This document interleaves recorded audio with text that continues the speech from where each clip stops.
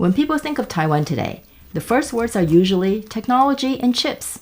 Ask someone who loves Taiwan, you'll hear, "What a lovely country, a hidden gem." But every now and then, you get the more honest reaction. Why do the buildings look so bad? In my country, these would have been condemned. Stained concrete, rust streaks, mismatched balconies and AC units sticking out, fire hazard wiring hanging like vines, even in the shadow of the fancy Taipei 101. How can a country that produces 90% of the world's most advanced chips still look like this, like a struggling developing country? To foreigners, Taiwan's real estate can feel like a shabby teddy bear at an antique market. One ear torn, one eye missing, matted fur, and yet the price tag says collector's item. I want to tell you some stories about how Taiwan came to look like this, because it's also a story about Taiwanese people and what matters to them. First, a quick intro. I'm Sirius Lee, Taiwan Matters. I grew up in Taiwan, moved to the US in the mid-80s, and now live in Europe. These are my guinea pigs. Their favorite houses are paper bags, cheap, roomy, and fun to chew through, which is the exact opposite of Taiwan's housing.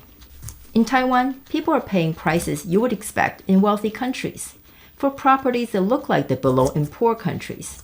A tiny 20 square meter studio in Taipei, about 200 square feet, can cost $500,000. Meanwhile, in 2024, the average income for workers under 30 was less than $20,000 per year. That means Taiwan's housing is about 15 to 20 times higher than household income. Above 10, like in New York, or 12 in London, is already considered severely unaffordable. For young people, this basically means, congratulations, you've just worked a whole year and earned the right to keep living with your parents for another one. This is actually a social crisis. Young people can't afford homes, and starting families feels out of reach. Taiwan's birth rate is now one of the lowest in the world, partly because of this.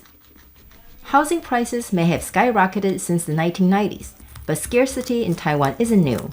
In 1949, when the Republic of China retreated to Taiwan, the island's population was around 7 or 8 million. Today, it's 23 million, a threefold increase in just 75 years. In the same period, Japan only grew 50%, the US doubled. But Taiwan tripled, and it's tiny. 2/3 of the island is mountains, so everyone is squeezed into 1/3 of the land. That's why Taiwan's effective population density is higher than almost anywhere in Europe. My family's first home in the 1970s, where I lived the first 3 years of my life, was a one-room concrete box. The 4 of us slept on one big bed, next to the couch and TV. We had a stovetop and a tiny bathroom. If you market it today, you'd call it an open floor plan, industrial and cozy. Sounds almost hip. My parents both had office jobs, so we weren't poor, but it was still hard to find affordable housing in Taipei even then. As the economy improved in the late 70s and 80s, 4-story walk-ups sprouted all over Taipei, and we moved into one with more bedrooms. That already felt like luxury. A real kitchen, separate rooms for parents and kids. Nobody splurged on pretty balconies. We didn't have the money, and even if we did, most Taiwanese would rather save for education or a business than for balconies and paint. Long-term investment beats short-term style. Just ask Warren Buffett. But Taiwan is very humid. Concrete and tile age fast in this climate.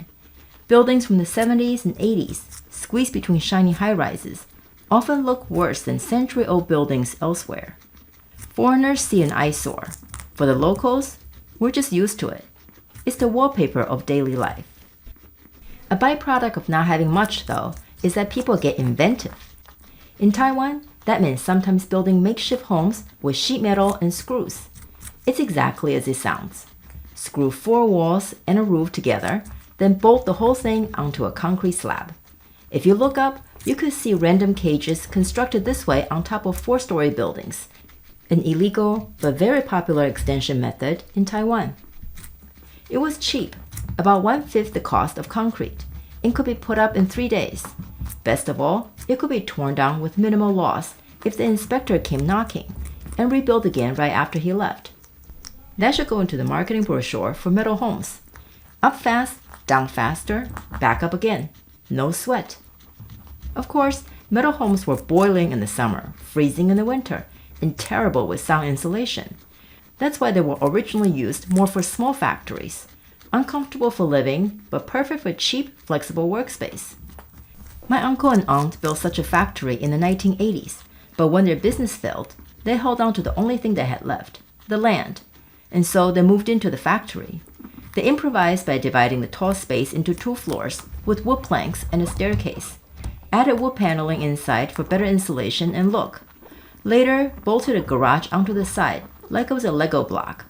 When I asked him what it was like living there, my aunt said, "Whenever it rained, it was like drumming over our heads." Sounds fun, until you remember it rains 2 or 3 days a week, often at night.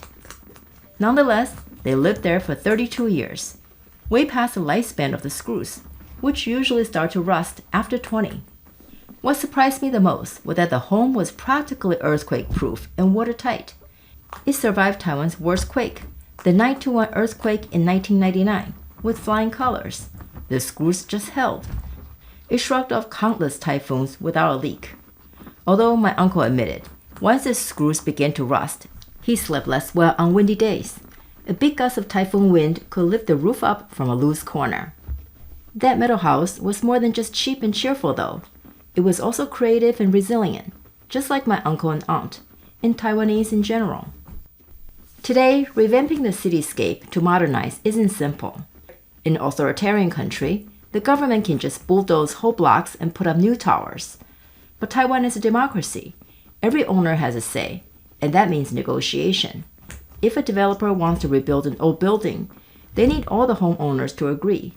Just one holdout can stall the project for years. And sometimes it's the person with the rooftop metal extension who wants the highest payout. My other uncle's been stuck for years because of one holdout. Graffiti probably wouldn't convince this difficult neighbor to budge, but it might improve their facade.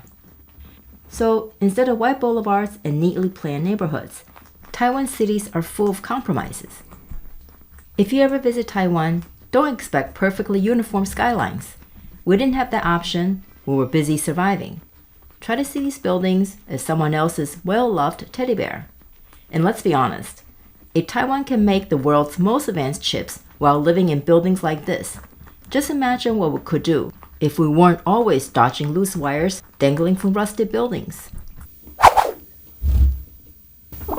Please subscribe and check out our other videos.